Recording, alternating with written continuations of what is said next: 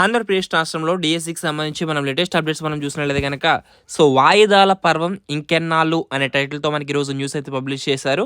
అయితే మనకి మెగా డిఎస్సికి సంబంధించి ఉచిత శిక్షణ కోసం ఎస్సీ ఎస్టీ అభ్యర్థులు నిరీక్షణ తప్పడం లేదు. అయితే మనకి ఏదైతే ప్రస్తుత ఏపీ ప్రభుత్వం ఎన్నికల హామీల్లో భాగంగా మెగా డిఎస్సి నిర్వహిస్తామని ప్రకటించింది. అయితే మార్చిలో నోటిఫికేషన్ విడుదలకు కూడా రంగం సిద్ధం చేసింది. అయితే మెగా డిఎస్సికి దరఖాస్తు చేసుకున్న ఎస్సీ ఎస్టీ అభ్యర్థులకి రాష్ట్ర సాంఘిక సంక్షేమ శాఖ ఆధ్వర్యంలో రెసిడెన్షియల్స్ కూడిన ఉచిత శిక్షణ ఇచ్చేందుకు ఏర్పాట్లు కూడా చేసింది. అయితే స్క్రీనింగ్ టెస్ట్కు కూడా రంగం సిద్ధం చేసుకోగా అదే సమయంలో కొన్ని జిల్లాల్లో ఉపాధ్యాయ ఎమ్మెల్సీ ఎన్నికలు రావడంతో ఆ యొక్క శిక్షణ వాయిదా పడింది. అయితే మళ్ళీ శిక్షణ నిర్వహణపై అధికారులు ఎటువంటి చర్యలు తీసుకోకపోవడంతో అభ్యర్థులు ఎదురుచూపులు తప్పడం లేదు. అయితే గత ఎమ్మెల్సీ ఎన్నికల కోడ్ ముగిసిన వెంటనే శిక్షణ ప్రారంభిస్తే అభ్యర్థులకు ఎంతగానో ఉపయోగపడేది. అయితే కాలయాపన చేయడంతో మళ్ళీ మరోసారి గ్రాడ్యుయేట్ ఎమ్మెల్సీ ఎన్నికల కోడ్ అమల్లోకి వచ్చింది. దీంతో ఈ కోడ్ ముగిసే వరకు కూడా స్క్రీనింగ్ టెస్ట్ నిర్వహించే అవకాశం అయితే ఉండదు.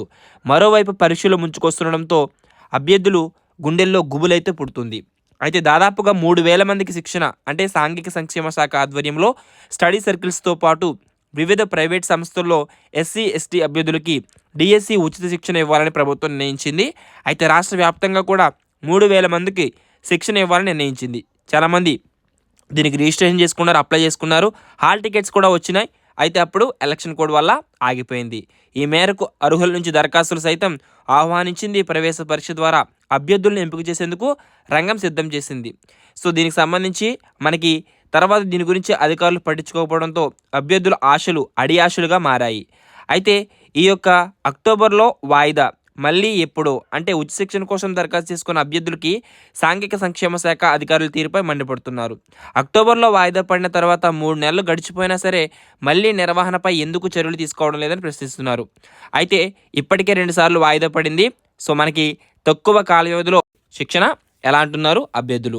సో అయితే మనకి ఈ వైపు ఎమ్మెల్సీ ఎన్నికల కోడ్తో ఇప్పట్లో తరగతుల నిర్వహణ ప్రశ్నార్థకమంటూ స్క్రీనింగ్ టెస్టులు ఏర్పాటుకు పూర్తి చేసిన ఎమ్మెల్సీ ఎన్నికల కోడ్తో గతంలో వాయిదా.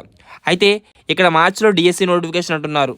కాగా ప్రభుత్వం మెగా డిఎస్సి నోటిఫికేషన్ను మార్చిలో విడుదల చేస్తుందని ఇటీవల విద్యాశాఖ మంత్రి నారా లోకేష్ గారు అయితే స్పష్టం చేశారు.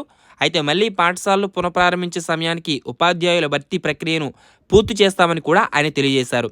అయితే ప్రభుత్వం నోటిఫికేషన్ విడుదల చేస్తే సుమారు 15 నుంచి నెల రోజుల్లోపే పరీక్ష నిర్వహించే అవకాశం అయితే ఉంది. అయితే ఈ నేపథ్యంలో నోటిఫికేషన్ విడుదల చేసిన తర్వాత ఉచిత శిక్షణ ప్రారంభిస్తే ఏం ప్రయోజనం అని పలువురు ప్రశ్నిస్తున్నారు. అయితే అమరావతి పనులు కూడా టెండర్ల ఎన్నికల కోడ్ నుంచి ఏ విధంగా మినహాయింపు ఇచ్చారో అదేవిధంగా ఉచిత శిక్షణ విషయంలో కూడా ఆ విధమైన ఆదేశాలు వచ్చేలా చూడాలని అభ్యర్థులు అయితే కోరుతూ ఉన్నారు. సో ఈ విధంగా మనకి డిఎస్సి అభ్యర్థులు మనకి ఉచిత స్క్రీనింగ్ టెస్ట్కి సంబంధించి ఉచిత శిక్షణకు సంబంధించి వాయిదాల పర్వం ఇంకెన్నాలని డిఎస్సి అభ్యర్థులు ఎదురుచూపులు చూస్తున్నారు. సో దానికి సంబంధించి కూడా ప్రభుత్వం స్పందించి వెంటనే ఈ యొక్క ఉచిత శిక్షణ కూడా మనకి ఈ యొక్క ఎలక్షన్ కోడ్ నుంచి మినహాయింపు ఇచ్చి ఈ యొక్క ఉచిత శిక్షణ ఇవ్వాలని వారు కోరుతూ ఉన్నారు ప్రభుత్వం నుంచి. సో ప్రభుత్వం ఏమైనా స్పందిస్తే కనుక మీకు వెంటనే అప్డేట్ అయితే ఇస్తాను. సో మరొక ఇన్ఫర్మేటివ్ వీడియోతో అందులో కలుసుకుందాం.